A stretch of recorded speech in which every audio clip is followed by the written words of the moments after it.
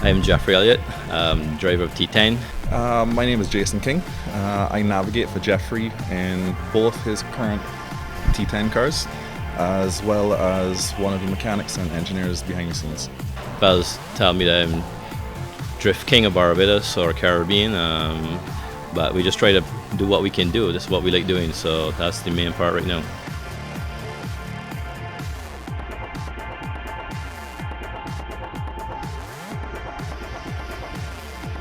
The new car, which is this baby here now, is really and truly is a thrill to drive it. The car is actually a Datsun 120Y. That's been kind of changed, morphed, shaped, and done what we've done to it. It's what we've been trying to get to for years. We built it very slowly because of obviously for money and finance and stuff like that. It's been a development progress of about, I think it's about 4 years now. Lots of hard work. It does what we want. It now has the sort of horsepower that we need for the drifting and the sideways. Geoffrey's objective when we started to build the car, he wanted to come around any corner really and truly and be able to put at least 50 feet of tire marks onto the ground. And the first time we tested the car, it was close to probably about 100. But the car is very fast in a straight line also. We proved this at Drag Wars back in 2010 when we actually won it, just going there to actually have some fun, and we actually won the first event they had. It's only a 2-litre engine. It's a Nissan SR20 from a Nissan Silvia that we have completely redone in-house. Everything has been made, machined, welded, wired, etc. all here in Barbados at the Content Workshop. Some days we would drive the car 2 or 3 stages to be fast, just to see what the car can do.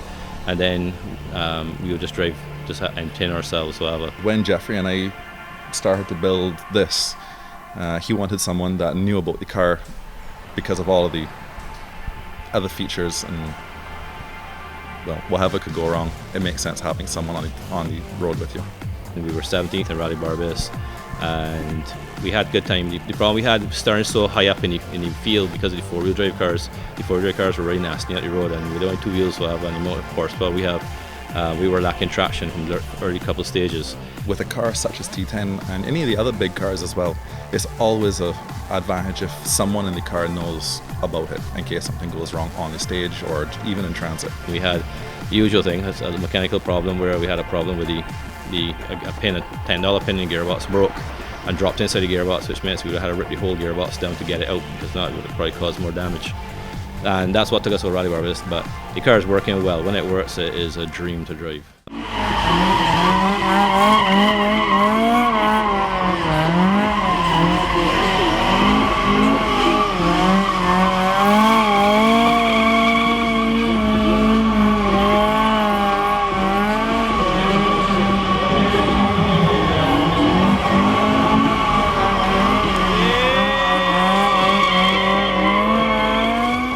I'm a very quick driver, have been from young.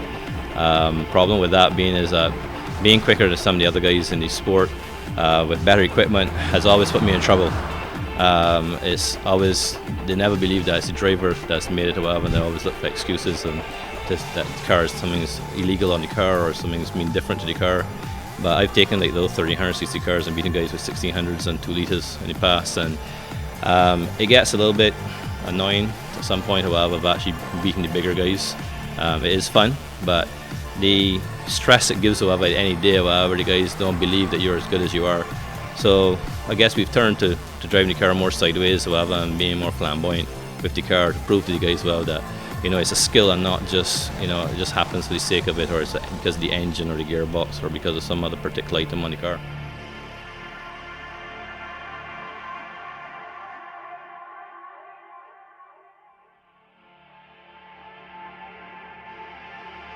As a navigator, we don't really play a role in drifting. It's nice to set the car up to suit you as a particular driver and what you actually like. Drifting as a sport itself, you don't normally have a navigator. In drifting, the actual car obviously needs a good working handbrake. You need either a good torque limited slip differential or a welded or a spool, which is what I tend to prefer to go for, the more solid unit, so there's no give in between when you're on throttle or off throttle. And then basically, you need some suspension on the car where the car's not too roly-poly then to some aspect, but in general terms, you want the car to be very stable, whatever. And once you have the three of those items, and obviously then the engine, we do it two-fold situation with the new turbo car, whatever. Obviously tires are not a problem. I mean, it will light them up. With the older car, what we tend to do with that is that to gain horsepower, because it does not have the horsepower, we put smaller tires on the back of the car so to help it spin them. Because obviously in drifting, the whole objective is trying to spin the two back wheels and to steer the car with the rear of the car.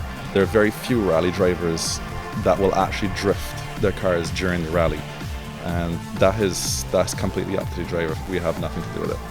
What we do is obviously you come in the corner at whatever speed is for that particular corner as entrance, pushing the clutch, pull out the handbrake, turn the car into the corner and let it start skate into the corner, and then when you get it on the apex or whatever, try and come off or whatever and light up the wheels and then use the horsepower of the engine, then open the corner.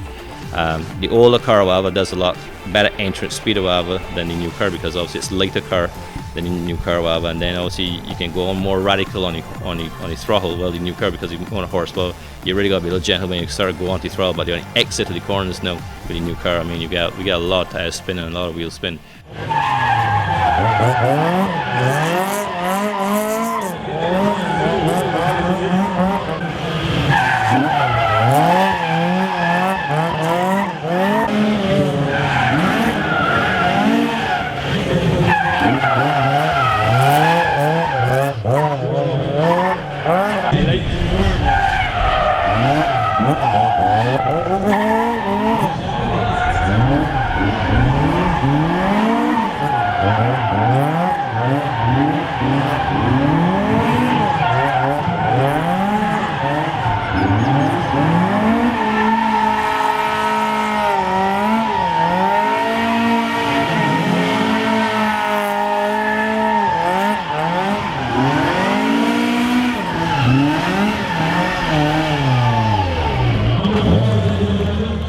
The truth on it, however, and the style nowadays with drifting, however, is that it seems to be the end thing, however, is to try and knock off the back bumper and get as close as you can to the walls and all that sort of stuff. Is the end thing in the real drifting world. We have knocked off a bumper or two, however. We call it war wounds, however, or just making sure there's this, there's a scar, however, to prove that you did it right. You didn't knock off the front of the car. The plan is to knock off the back of it. So if you knock off the back later or knock off a rear bumper, then you're in the full attack mode. You don't normally want to see the front of the car hit or whatever in drifting, because then you've done something wrong. Practice makes perfect. You got to touch a couple of them or whatever before you get it all right. We have been lucky, however, not to really crash severely or whatever in anything major up to now. Knock everything or whatever, wood, whatever, that doesn't happen in the future. And I guess in the whole motorsport, I mean, the amount of time and stuff we put in the cars and stuff, we really don't want to crash them. To be honest, we want to drive them every time we get in them. We don't want to damage them, to then have to go and spend a lot of time to repair them or get the mechanic guys to repair them again. And again, that only puts the cost up a lot. However, it's a lot easier just to burn off two back tires and change them with 8 wheel nuts. So that's more the fun than trying. We try not to crash them for sure.